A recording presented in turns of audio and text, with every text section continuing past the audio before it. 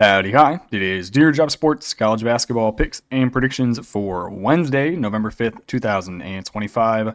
We're looking at the best bets of the day. Let's get into the video. All right, first things first, can recap previous day's results. On the day, we go 5-2, bringing our season record to 10 wins, 6 losses. We did lose 2 games, therefore, we add $6 to the giveaway fund. That makes it $18 total. Nobody gets added to or taken off the banned list. I was considering adding Fordham just based on how bad they are at basketball, but I will refrain. I don't think they're like an awful basketball team, but they don't have a single dude on that team who can actually put ball in hoop. All right, I'm going to recap how we go 5-2. Then we'll get on to the games we got for tomorrow. First one, Texas Tech at home, facing Lindenwood. Honestly, wasn't too impressed with how Texas Tech played. They won the rebound battle, as expected. They won the turnover battle, but they let Lindenwood get to the free throw line 26 times. Defensively, was not nearly as tightened up as I thought that would be. Final score, Texas Tech 98, Lindenwood 60.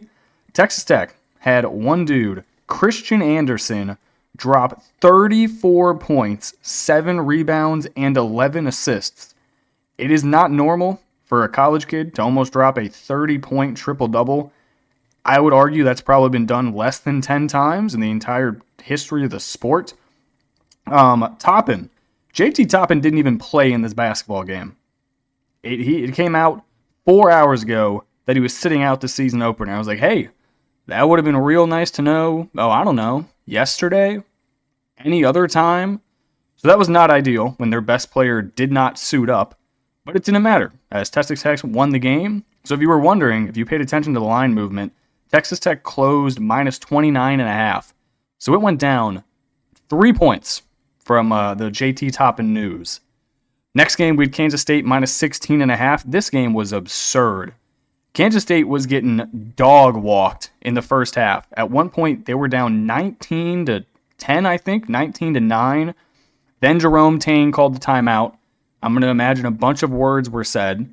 They played better the rest of the first half. Halftime score 34-33. Then I'm going to assume a bunch of much more unfriendlier words were said during that halftime speech. Kansas State came out in the second half swinging. They win the second half 60-30. They win the game 93-64. So we cover the 16.5. It just took a while. 51% from the field, 52% from deep. Awful from the free throw line, going 11 of 20. They win the rebound battle. They win the turnover battle. They win a game by 29. Next team. This is a team, if you were here and watched the videos last year, you may recall North Florida. We bet their overs every single game, basically. Oklahoma State, we're about to do the same thing. Minus 19.5, check. Over 157.5, check. Final score, Oklahoma State 95, Oral Roberts 71. The only thing this Oklahoma State team does, they get the rebound, they immediately sprint up the court, drive to the hole, or shoot a three. There is no waiting around. There is no slow half-court offense. It is transition, fast-paced basketball, and they really don't play defense. If Oral Roberts could actually shoot the ball, this probably would have been a close game. ORU managed 71 points on 35% from the field and 21% from deep. Oklahoma State wins the offensive rebound battle. They tie the turnover battle, both with 15. I don't think that Oklahoma State's team is going to be good from a spread perspective. They're undersized and they turn the ball over way too much. But in terms of an over perspective, 100% should be hammering the over in every single game. Then finally, Duke minus 8.5. I watched that entire game versus Texas. I was not impressed with either team. Texas, their big problem, they don't have a single dude who can shoot the ball. Not one of them.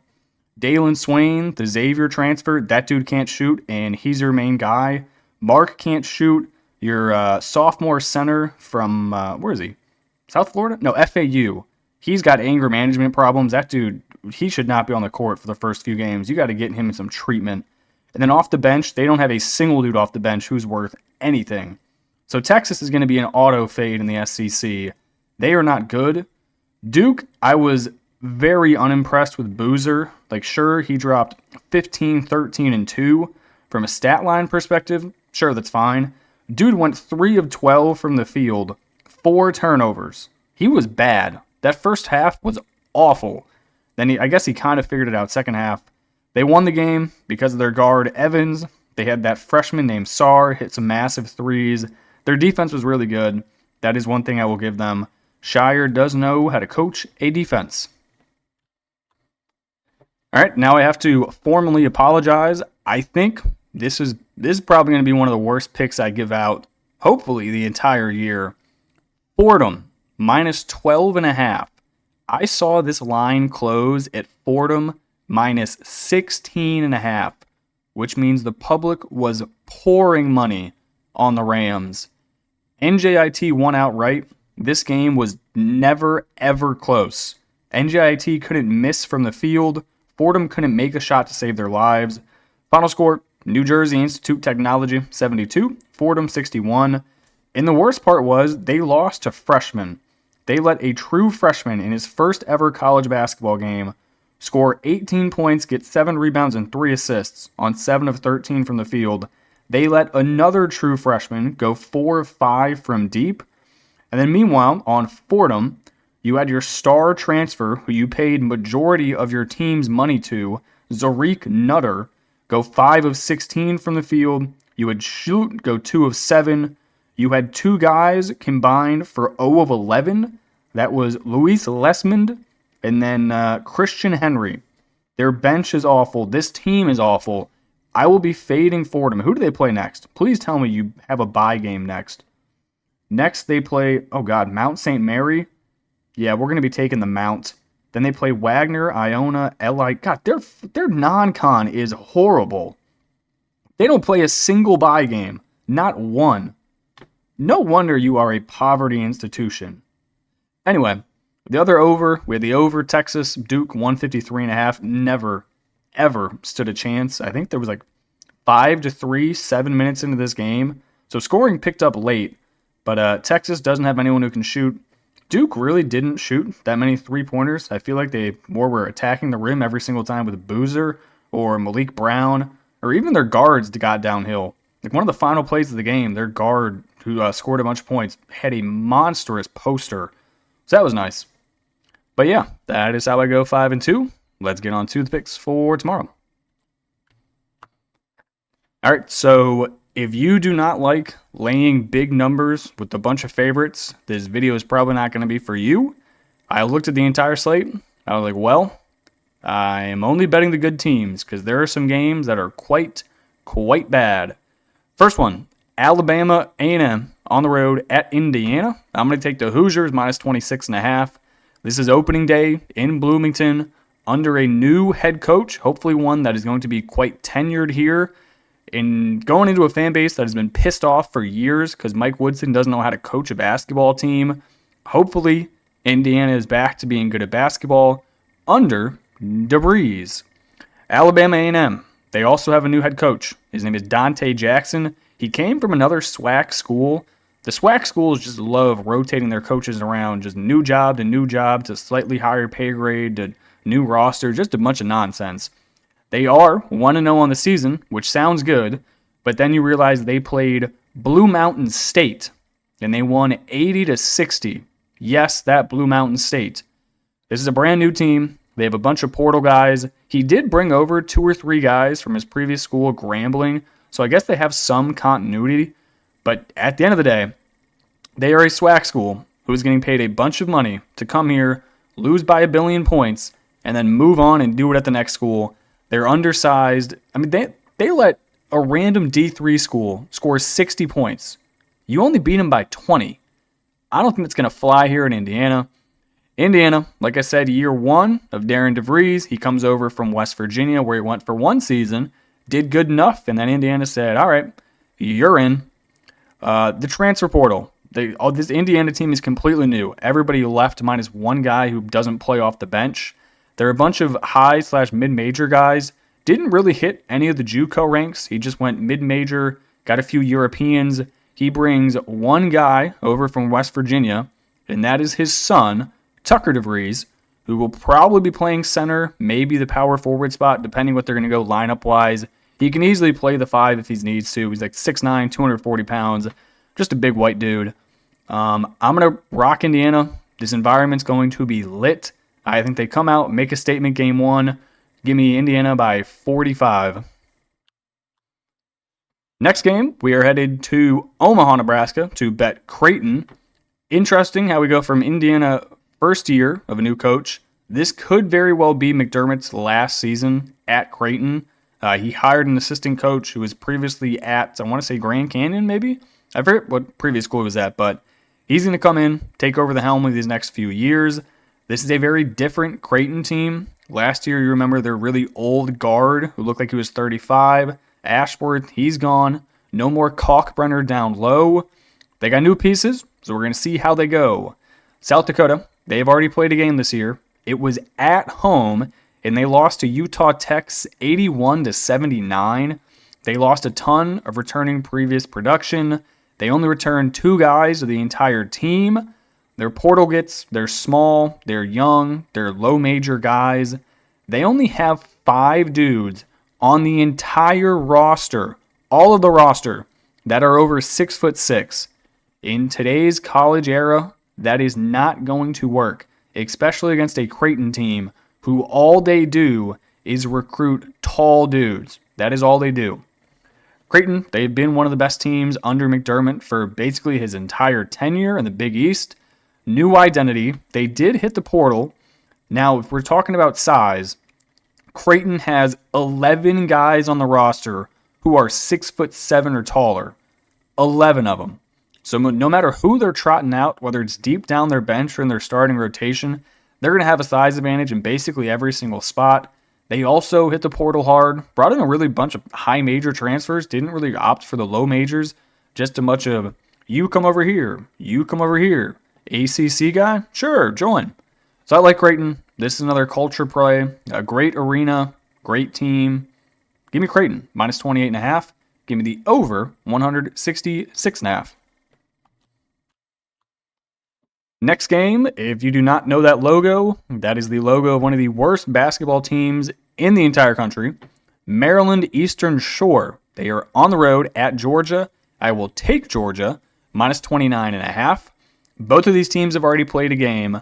Maryland Eastern Shore almost beat an ACC school. I think they used every single ounce of energy they had, almost taking out Georgia Tech. Georgia, they look fantastic in their first game. Absolutely destroyed the piss out of Bellarmine. Maryland Eastern Shore, Georgia Tech, they went to overtime in a game that finished 56-52. That was an overtime score. Make that make sense. Maryland Eastern Shore shot 35% from the field, 26% from deep, and they had 19 turnovers. And they almost won the basketball game. I think if they were to do that against any other team in the country not named Georgia Tech, they probably would have lost that game by 40. They've been one of the worst programs in the history of basketball ever. They don't put any money into their program. Their entire basketball team funds the rest of their athletic department, and nobody cares about them. They're really bad. Georgia, they're coming off of destroying Bellarmine 104-59. Bellarmine is a respected college basketball program who brings in guys who are semi-decent.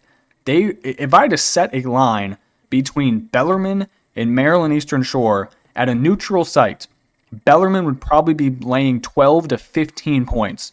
And Georgia beat them by 45. They shot 54% from the field. They attacked the hoop, going 19 of 21 from the free throw line. I don't see how Georgia doesn't win this game by 50. Maryland Eastern Shore might score 45 points total. They cannot shoot the basketball. All right, next game. This one's probably the most suspicious one of the night I'm taking, just based on how young, inexperienced, and completely new this Rutgers team is. But I'm going to do it anyway. Give me Rutgers minus 19.5. Rutgers is coming off of a year where they had 2 top 10 lottery picks in the draft, and they were absolutely horrible in Big Ten play. They had Ace Bailey and Dylan Harper, and they were complete dog shit. So how you do that, I don't know. They've decided to run it back. They brought in a billion freshmen into the program, and they said, give me that again. Rider, they've already played a game this year. They lost at Virginia 87-53. How you let Virginia score 87 points, I don't know. Rider shot 32% from the field. They managed just 12 three-point shot attempts. That is not good. If you are only shooting 12 three-pointers, that means your coaching staff looks you in the face and says, hey, buddy, you can't shoot a basketball. You're not allowed to shoot three-pointers. That is not going to go well against a Rutgers team who is very big down low. They also don't play defense. Rider, they only turned Virginia over 6 times. I don't care who you are. You cannot turn a team over only 6 times in a game. That's awful. Rutgers, they bring back head coach Steve Peichel. He's on the hot seat. If you keep on bringing in this much talent and you can't win, your ass about to get fired, buddy. They brought in 3 freshmen in the top 250 in terms of recruiting. They decided to pair them with a few veterans in the transfer portal. They don't have many sophomore juniors. It is either true freshmen or fifth-year seniors from a mid-major, which I honestly don't mind, so you can get the older guys to coach them up a bit. And then they brought in 2 Europeans. No one knows anything about the Europeans. I am not doing research on these random dudes from fucking Latvia and Italy. No thank you. Give me Rutgers minus 19.5. They always have an electric home atmosphere. And Rider can't shoot. So give me Rutgers 84, Rider 60. All right, now final slide. We got 1 game, 3 almost bets, and we still have the giveaway if you're interested. Goes to the end of the week. Hit the link in the description below. You only have to make 1 bet. You can play it from anywhere, anytime. Bet $10. You get 20 bets and $20 in free bets, and you are immediately entered into the $100 giveaway for people who sign up using the link below. All right, final game. We are not taking a spread. We are only taking the total. I have no clue why this is so low of a total. Tarleton State has already played a game. They gave up almost 100 to SMU. LSU, I think, has the same offensive outlook that SMU does, while also having much worse defense. LSU's main problem is they don't know how to guard anyone. So why the total is this low, I'm not sure.